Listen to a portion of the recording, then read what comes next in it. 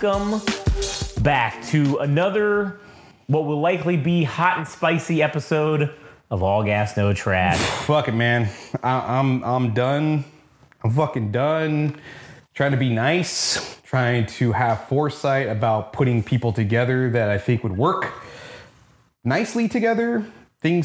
Putting things together like a very fine Rube Goldberg. Is it Rube? Yeah. Goldberg machine, so that these things that seemingly have nothing to do with one another create this awesome machine and would work like clockwork to move a fucking ball from point A to point B in the weirdest way possible. I don't know why I made that analogy, but fuck it, we're rolling with it. This episode is about, well, actually, before we even get to the episode, I think you should probably go to GameRageMagazine.com to hear all the latest and greatest news about numerous topics across all podcasts that we have, from All Gas No Trash, the music podcast, the one that you're listening to Anime Syndicate, with the mangas and animes from the Japans that you can listen to with Frank, the lovely host of the program, alongside Josh, who is the co-host, as they jib and jab about fucking anime and get into fist fights nearly. Yeah, no, that's accurate. That's accurate. And we have numerous topics that you can listen to: NPP, American politics, CUP for world events and geopolitical happenings and such. And then we have what other podcasts? Oh, we have Game Rage Star Wars, where we talk about Star Wars. We have Chirping from the Pine, the sports podcast, which we haven't done one of those in a minute. Maybe we should fucking get on it since the NFL season just started. We can fucking talk about how horrific the dynamic kickoff is. Yeah. But anyways, we have there's like 16 fucking podcasts we have that are Speaking available. of Star Wars, yeah, we are reading Darth Vader, the 2015 series from Kieran Gillen and Salvador Larroca. Very cool series. That's on Panel to Panel. That's on Panel to Panel if you want to check it out. And you can also check us out on Game Rage Mag on Twitter, Game Rage Magazine on TikTok, and Instagram. And then also YouTube, the Game Rage Magazine. Yeah, on YouTube. So now that we've gotten that out of the way, I've also heard that if you listen to Game Rage Magazine, an unproven statistic, you're 29% more likely not to have erectile dysfunction. You know, that's actually funny you bring that up, because I was talking to a guy yesterday, and he was telling me that he was having problems getting his wife pregnant. There was like some infertility a little bit. And so he said that he started listening to Game Rage Magazine, and sure enough, like 2 weeks later, she's pregnant. And he said, I can't thank you guys enough for basically giving me that extra push to get over the hump to get her pregnant. So not only does your fertility go up, but your erections will last longer, they will be harder, and they will likely be more pleasurable for all parties involved. Yeah, so you don't need Extends or the blue pill. Or that honey gold shit. What is that fucking stuff? The honey packs or whatever? Yeah. Just for men's, or what is it? No, Hims? Hims, or like Blue Chew, I think, is another one that people use. So you can just get Game Rage Magazine for free. Yeah, honestly, you get it for free, and by the end of the episode, your cock is going to be rock hard. I mean, I don't see why it wouldn't be, but you're more likely to have just a long-lasting erection that'll. Oh yeah, 100%. Anyways, all right, now that's out of the way. All right, this is something that has been culminating or amounting to this moment for a minute. Yeah. And I don't really know how it's going to come out. And it's not really to be offensive. It's really just to spell out the nature of the music industry or how things play out. And just the relationships that you develop with people. And it's not from a place of being malicious. This is just me sharing my experience. Right. I guess Josh's experience. It's informative. I mean, your experience more. I mean, I was involved for some of this experience, so that's why I'm, even able to talk about it. Yeah. But I will say that at least I don't think it's coming from, like you said, it's not a place of maliciousness. It's a place of informativity, or that's not a word. Informative it's being nature? informative. Yeah, it's of an informative nature to show people, hey, if you're new into the whatever, you want to get into the scene or whatever you're trying to do, this is the type of shit that you're going to encounter, right? No one's going to tell you this because everyone who has experienced this, it's like gatekeeping. They don't want you to know about the shitty side of things, like with our interview we did with Ed, how everybody wants to do lunch, but no one ever wants to do anything. Like everyone, let's make plans to get lunch, but nothing ever comes of anything. Or you get fucked over, they steal your content, right, your idea, and then they make some slight variation so it's not your thing. Yeah, and then they make all this money on it. Yeah. So that's something that I think people should be aware of. And this is coming from a real experiences and from real people that aren't music industry shills. Like, let's just call it what it is. Bullshit. Like, no. This is exactly what happened. I'm saying this because Josh is like a witness as I am a witness to him. Yeah. Because after, this is about the Color Haiku Festival, which is something that was started last year at the Pomona Fox Theater. This is something that I was invited to by Gallo. Yeah. Who now runs the Union at the Gary or whatever the fuck. Or actually, it's vice versa. Wait. No, that is right. The Union. I forgot the last part of it, but it's the Union. The new venue that he's working at. But there's a portion of it that he runs. It's now called the Cathedral, which is like the venue that he's working at now. So he invited me to this thing, went out to it, had a good time. It was about poster art and music. So this was a really cool event in that it allows people to be showcased or spotlighted, because I knew nothing about people that did poster art. And there was a lot of people that were, I think there probably was something around a dozen artists that were there. And these are people that I've worked with The Weeknd, Queens of the Stone Age, Wu-Tang Clan. I mean, pretty much anybody that's anybody in the music industry, these people have worked with to create poster art. So I know there is something of a market for people that love poster art, that love to collect these things. So this event was like the first of its kind, at least here in Southern California, because something like this hasn't really existed. It's existed in Texas for I don't know what thing. It's existed in Washington, and it's also existed in the northeast portion of the United States. But as far as like something here goes, not so much. So it was in that sense, it's kind of novelty. It's a novelty here. So Rachel started that thing and it happened and I happened to experience it. So I thought, fuck, man, you know, what'd be cool is if we did an interview for Without Censor. And yeah, at the time, we didn't have heaps of people listening to our programs, especially Without Censor, because that's just kind of come as it goes. We find people that we want to interview, we get around to it. Yeah. Luckily, I reached out to her and she said she was open to doing the interview, which we fucking did. And you have the privilege of listening to it on Without Censor, that you can go on YouTube or Spotify and you can type out Without Censor and Rachel Bull and listen to that episode. But the thing that kind of gets under my skin is this happened, I think, in March, and the episode released probably like a month afterwards, which I think it came out in April. Maybe I have the numbers wrong. Let me just look. The dates I have it right here. That episode came out on March 19th. So I think we actually did that in the beginning of March or the end of February. I think it was when we actually recorded it. Okay, all right. So it might have been in February. I think it was probably February. Yeah. So we recorded this episode and seemingly like things went well enough, right? Or at least that's what we thought. And I'm going to be honest and say that I think part of probably what contributed to us not being involved, because that's kind of the conversation that we ended up having after the interview. She's like, oh my God, you guys are such great interviewers. Why don't you come to the Color Haiku Festival that's it just happened this past weekend, which we were not actually invited to. Yeah. She tells us, we can set up things for you so that you can just interview all the people at the festival, all the poster artists, and you can talk to them and, get any information. And it would be mutually beneficial in that we would get to interview more people. And also we get to talk about the festival itself. Like it kind of works out in multiple ways, right? Yeah. And that was the conversation that we had with her. And,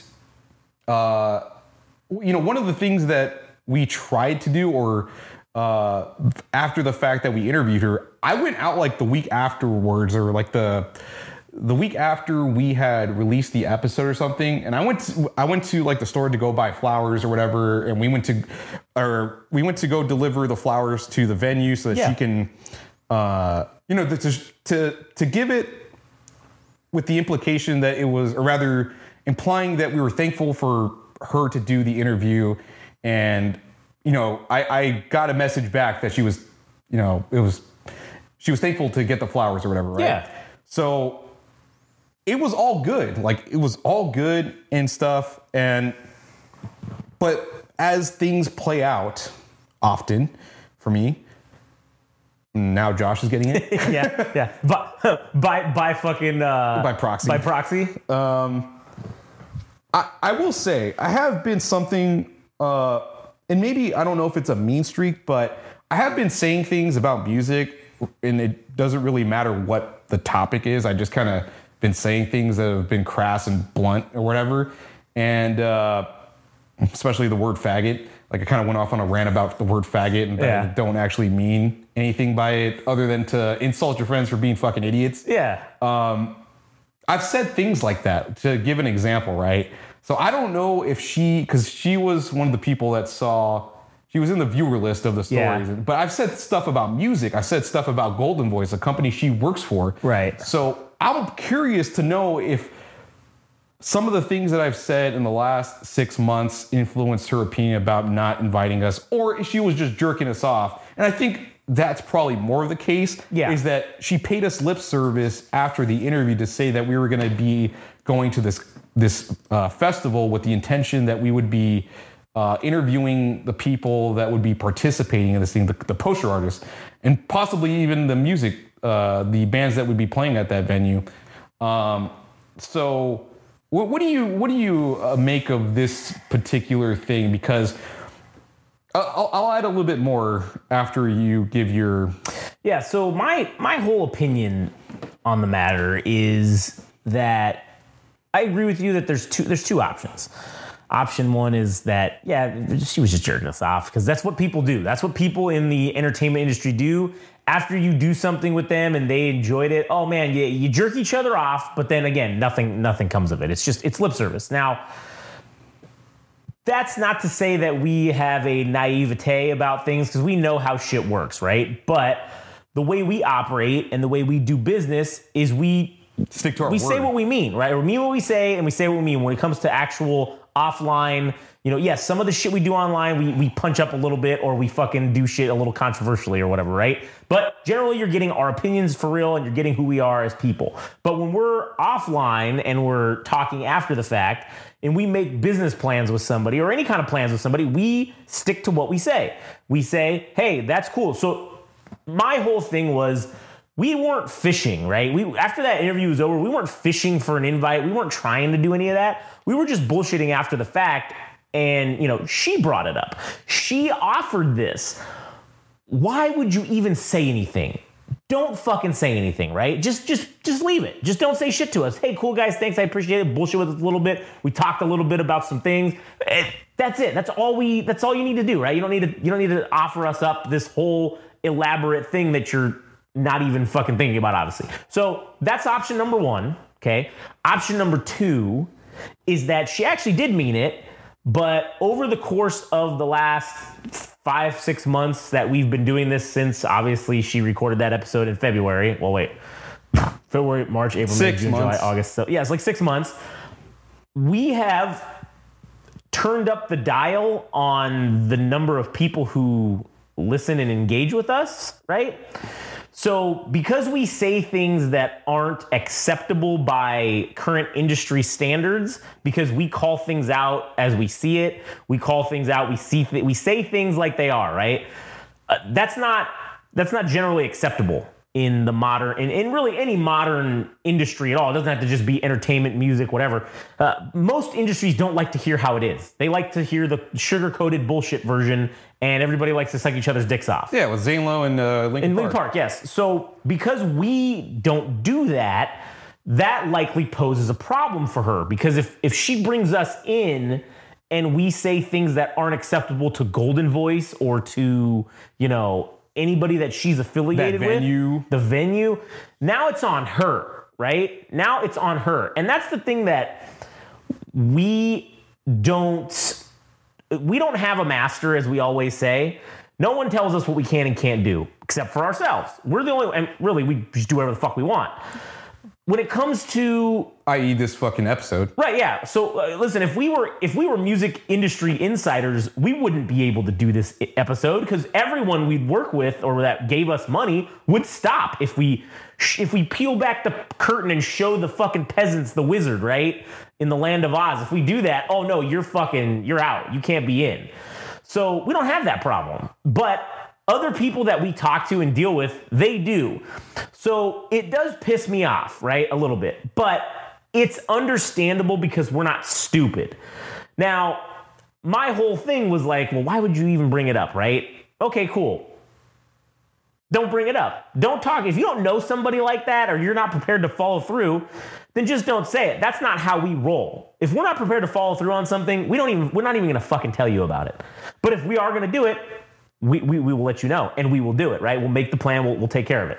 So I think our content and the way we are, we're not friendly to anyone. We're not, by friendly, I don't mean that we're not friends with people, but I mean that our opinions are not safe. We are the definition of not safe for work. And so most people's work industries, they can't tell these opinions.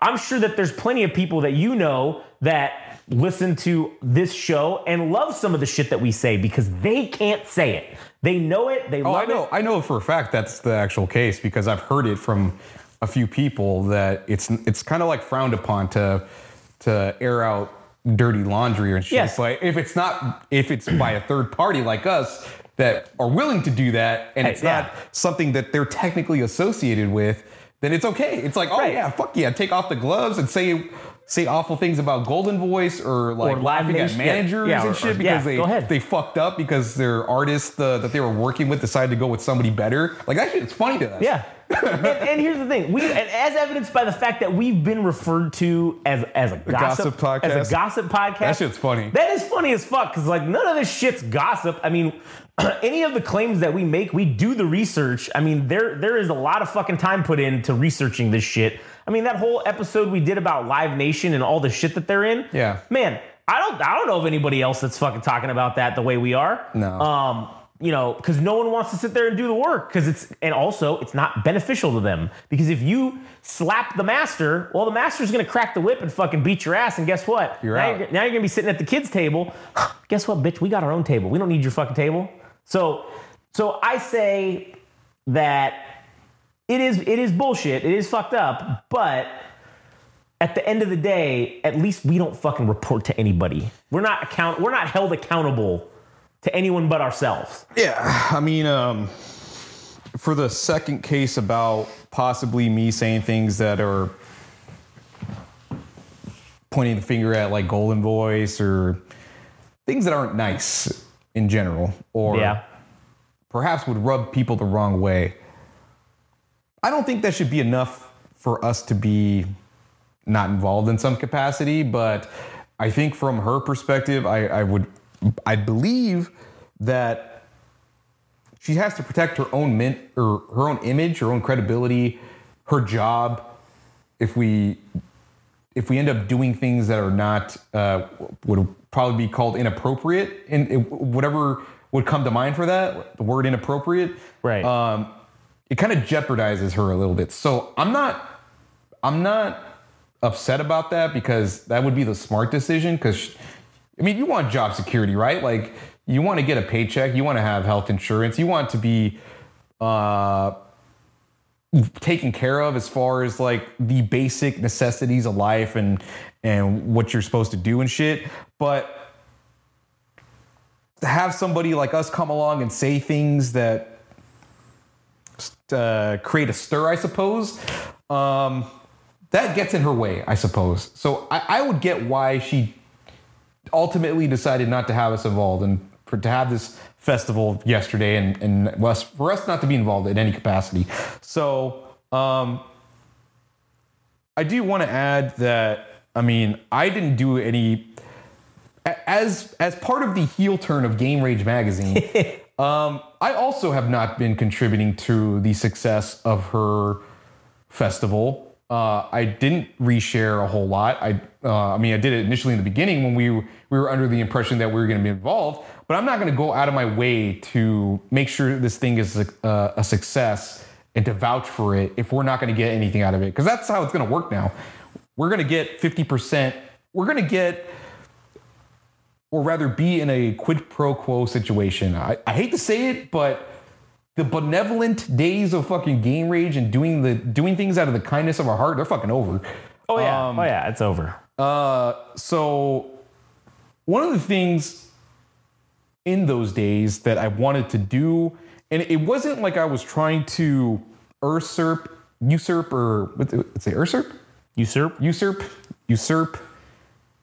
her in any way. But again, when you have something of a good idea to pitch to somebody, the only way that's going to work is if you sell somebody on the idea as if it were their own machinations.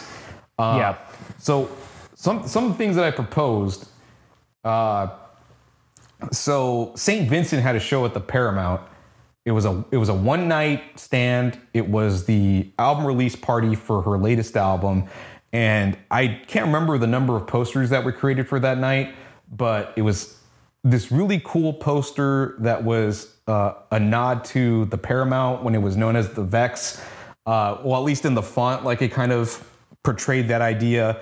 But nonetheless, like this was a really cool poster, and there was only 500 printed. And for a one night stand, like you would think this would be a hot commodity, especially amongst people that love posters and love St. Vincent, right? Yeah. So I bought 5 of them. I gave one of them to Gallo, and I saved the other 4. And I texted Rachel, I think the night after, and said, "Hey, I got these posters for this specific night, and I know you have the Color Haiku Festival coming in the next 5 to 6 months. I think it'd be cool if you raffled 1 or 2 of these off for your festival, because I think this might be something that people would want. And also, I was able to get the contact information for the artists because they were actually at the event. Not that I met them personally, but rather the person that I know was able to get their information, right? Yeah. And so I said, I could provide all that for you if you were interested in trying to get this particular artist at the Poster Art Festival. And this was seemingly something that the poster artist was interested in themselves.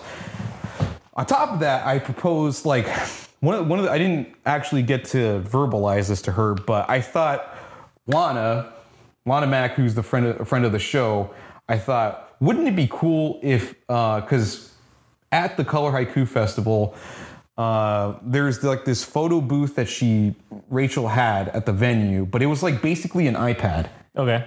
Rachel has like a proper like customizable photo booth that people can use and print out their own things for like different events and for bands and stuff. Well, not exclusively bands, but just for events in general. So I thought, shit, man, wouldn't it be fucking cool if I told Rachel, hey, I got a friend that has a photo booth business and she's just starting out, and like for your event, I think this is something that she would be interested in, especially since she wanted to come to the first one, but she had, plans or whatever because, she's busy all the time. But yeah.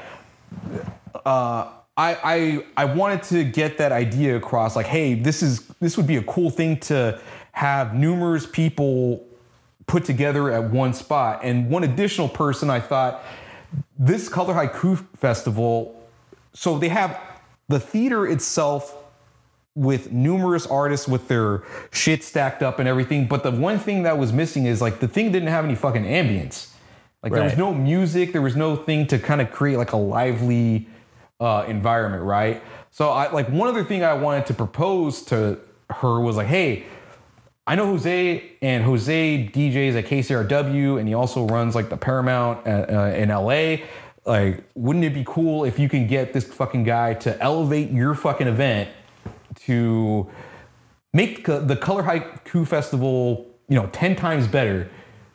But, I never got to that point. I only got to the point where I mentioned the poster artist if she if she took a bite on that, then it would be easier to sell the other two things, which was getting Lana involved and also Jose, whom I think both would enjoy doing this thing. But again, it's like that's. Yeah. Well, here's the problem too: is like you said, if you don't convince somebody that it's their own idea, then they don't fucking want to buy into it. But it's like why? Why does everybody have to be so fucking concerned with who gets the credit for what? Who gives a shit who gets the credit for this? And that's part of the problem with the quote unquote industry, as I see it, is there's too many clout seekers. There's too many motherfuckers that are just trying to be like, oh, I gotta move up. I gotta do this.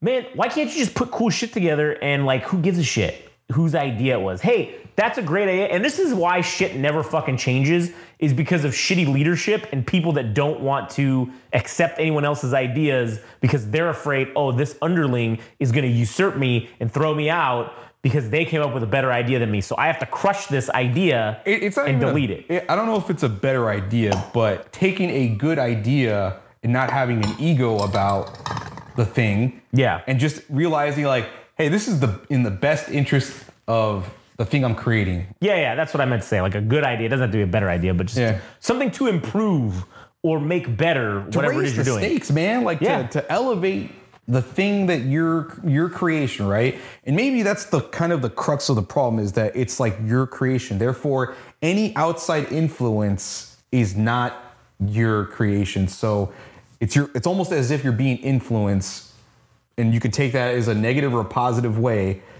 but as opposed to having the thing be 100% your responsibility, well, you have somebody come in and suggest something. Well, now it's a little bit tainted. Right, yeah.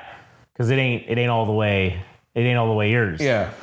So yeah, I don't know. But I will say this. With what we do, nothing we do is gonna change. We're gonna be us to a fault. Yeah, right. Unfortunately, to our own detriment. We will continue to be real and be us, even if it's to, like Adam said, our own fucking detriment. And we're gonna question everything. Dissent is everyone's fucking obligation, right? Is to point things out and to say, hey, what about that? What's wrong with this? Right? That's kind of like what we do. And I will say that if you can't sit there and objectively look at things and say, you know what? Yeah, this exists and it's wrong. These guys called it out, but we're not allowed to talk to them now because, well, they called it out.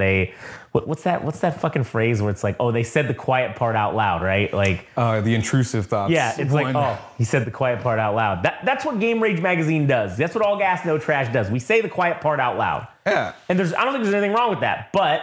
And I also don't harbor any resentment or malice towards Rachel at all or anything like that. But I'm making this episode regardless. Well, again, no cards being held back. Yeah. One, I hope by talking about this, we are informing you how things work. Two, I actually hope by us possibly creating our own controversy, it actually does help a event. Yeah. I mean, shit, I still think it's a great idea and a great event. I mean, I don't think that I don't hate it just because whatever we got, like fucking. You got the shaft. Got snubbed or whatever you want to call it. I don't know. Forgot about I don't know what term you want to use, but I don't hate it. I don't have any ill will towards her at all. No, not at all. I'm just saying that this is how it is. Yeah. This is just how it is. That's the point of this episode, as we said at the beginning, was to be informative to people that want to get into this or any industry. Like, if you're young, if you're like 16 to 21 and you want to do something, like, you don't got no life experience about shit. So here, we'll just tell you about shit we experienced, and we'll just tell you about things that happened to us. And then you can fucking go in and do what we like to do when we have the ability to, which is learn from other people's mistakes or learn from other people's experiences, I should say. Yeah, and I also don't think there's anything wrong with being nice. Sure, either, no, there's not. But don't be a doormat also. It's stick up for yourself. Yeah, it's that old saying, don't mistake my kindness for weakness. Right. And I guess for the last 5 years, I guess, what's the polite way to phrase this? I know I can't expect anything from other people, but at the same token, how do I word it? I think. I'm trying to think of the. I'm trying to think of how like I want to say this. I don't know what you're even trying to say, so I have no fucking idea. Oh yeah, well, I'm trying to piece it together. Goddammit. Oh, excuse me. Well, if you want to fill the dead air. Yeah, I will say. I'll say this. Okay, I got it. Oh, all right. Just as you start fucking talking. Being kind is usually the right thing to do, right? Mm-hmm. And a person on the other end, right, has the opportunity to reciprocate, right? Yeah. And not that it's expected, but it would be cool if they did. Yeah. It's the right thing to do. But I've been proven otherwise. And it's not because I'm stupid about being nice, but most people that I encounter do not reciprocate. And man, another good example of that is if we look at like the Jocko team thing. I mean, we were talking about that before anybody else. Oh yeah, dude. I mean, shit. Leaps and bounds. And then would you get an email or something from somebody? One of them? One of their people? About what? Well, about talking about something. What was it? God, there was something that happened. I don't fucking know. I don't remember. It was fucking long ago. We talked about it on an episode, though. I remember that much. It doesn't matter. The point is that I was quick to find her music, do something about it, get her played on U.S. airwaves, do all these things, share her music, talk about it on social media, talk about it on All Gas, No Trash. Never shared on Jocko Teen's own Instagram account, hardly ever. Never said thank you. Well, she said initially thank you for like getting played on, U.S. airwaves, but because I'm so small with the podcast or when I was doing stuff for like Heady FM, not big enough. It's not big enough to be worth mentioning or, that's how things work, dude. Also, the second we started talking about how she was like a work or there was a work involved. It's true. She's a plant. There was, once we started saying that, then it all dried up and disappeared. Because we figured it out. Yeah. I really didn't think she won that. I don't think she won that contest organically. Yeah, no. I think it was something of a work. Yeah. I think it was orchestrated, and her being paired with all these artists that are part of, was it Sony? Yeah. From different labels. Like we're supposed to be, like we're so stupid that we couldn't figure it out that these organic moments of her sharing a cover that she made about an artist from Sony, all that bullshit was all fake, dude. Yeah. And then, just as quickly as we were kind to her, she just fucking pulled the rug. Yeah, she pulled the rug and disappeared. But it's okay though, because like I said, we try to be nice and we give everybody else the opportunity to reciprocate, but most times they don't. So like those days are over. Like now we just get to say and do what we want with no repercussions personally. I mean, there are no repercussions. No handcuffs. No filter, I suppose. Yeah, exactly. So, and that's fucking great. Anyway, you got anything else to add on this? No. I think like I said, I do personally wish her well with everything that goes with the festival. I hope it's something that can be continued. But like I said, this is just to talk about my own personal journey, our shared personal journey with music, and how sometimes and most times most people aren't as good as their words. So true. And it would be great to go to this event, but I'm sure after this episode we will definitely be on the do not allow in anyway. I'm not going. So, I mean, Canelo versus that guy Berlanga or whatever was on yesterday, so I'm kind of glad I didn't end up going. Yeah, true. And there was also UFC fighting at the Sphere. That's true. Anyways, Canelo, great guy, great ginger of the ginger race. Anyways, all right. We just had to throw. Just fucking throw that in there just to throw out my ginger superiority complex. Yeah, well, whatever. Why not? Anyways, all right, so that'll be the end of this episode. So thank you guys for listening. If you want, you can go to listen to all of our other shit at YouTube,